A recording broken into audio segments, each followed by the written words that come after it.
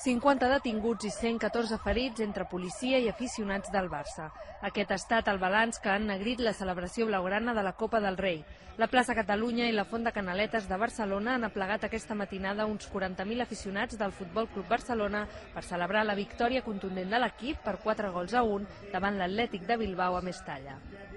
La festa, que per primer cop va ser amenitzada amb diferents actuacions organitzades pels mitjans de comunicació, es va desenvolupar amb normalitat fins a altes hores de la matinada, quan un grup de 300 joves va iniciar enfrontaments violents contra els furgons policials, llançant-los ampolles, llaunes i altres objectes contundents com ara un semàfor, alguns dels quals van acabar impactant entre la multitud d'aficionats aliena als aldarulls.